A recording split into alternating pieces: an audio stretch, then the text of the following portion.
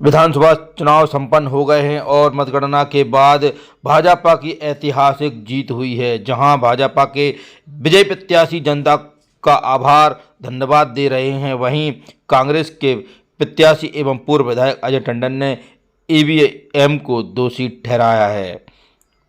उनका कहना है कि ईवीएम में गड़बड़ी हुई है। आइए जानते हैं इस बारे में उनका क्या कहना है। ये काफी बड़ा अंतर रहा है, क्या मानते हैं? जनता ने जो निर्णय दिया वो स्वीकार है। ईवीएम मशीन ने जो निर्णय दिया वो अस्वीकार है। जनता का निर्णय सर्वोपरि है और जनता ने कांग्रेस को जिताने का पूरा प्रयास किया है और हम धन्यवाद देते हैं दमोह की जनता को, विधानसभा की और चारों विधानसभा कि उन्होंने अपना मत तो कांग्रेस में देना चाहा, लेकिन मशीन में मैनिपुलेशन के कारण कांग्रेस को हार का सामना करना पड़ा। और जब तक ये ईवीएम मशीन रहेगी तब तक उन लोगों का ये सोच, और हम लोग वही बैठक कर रहे थे कि ईवीएम मशीन से चुनाव ना होकर बैलेट पेपर पद्धति से होना चाहिए। इतने विकसित देश हैं जो अमेरिका में और भी जगह पर यूएस में बैलेट पेपर से चुनाव होता है। आप देखिए, बैलेट पेपर से जो चुनाव हुआ पोस्टल बैलेट से, उसमें कांग्रेस जीती, और जब उस पर चुनाव मशीन पर आती हो तो कांग्रेस को हार का सामना करना पड़ता है। वही पब्लिक है, वही जनता है, वही लोग हैं। कोई बैलेट पेपर पे वोट देने वाला कोई अलग से व्यक्ति नहीं है, ईवीएम में वोट देने वाला कोई अलग से व्यक्ति नहीं है।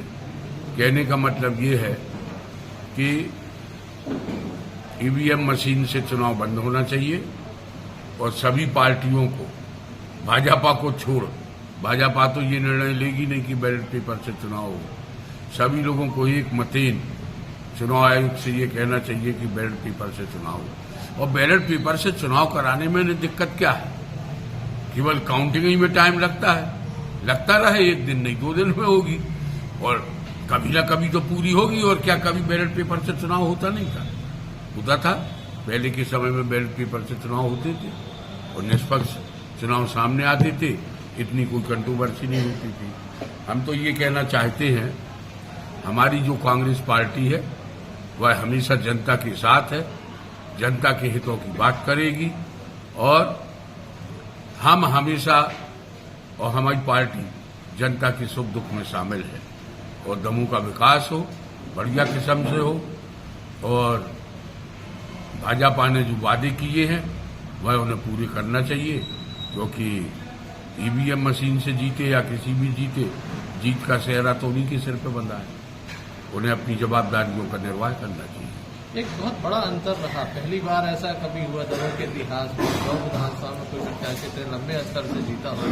भटा में जैसे 57,000 से जीता, तो ये अपने आप में कि विधानसभा चुनाव में इतनी बड़ी जीत, वो तो उन्होंने देखिए चिन्हित किया जो हमारा सोच है कि किन किन विधानसभाओं में कांग्रेस निश्चित रूप से जीतेगी। उन्हीं विधानसभाओं में उन्होंने मशीन में मैनिपुलेशन किया है और ऐसा आज तक चुनाव परिणाम कभी आया नहीं। ये हम क्या कह रहे हैं, ये तो मत देने वाली जनता बोल रही है कि ऐसा परिणाम तो आना ही नहीं चाहिए था, जैसा कि परिणाम सामने दिख रहा है। भाजपा वालों का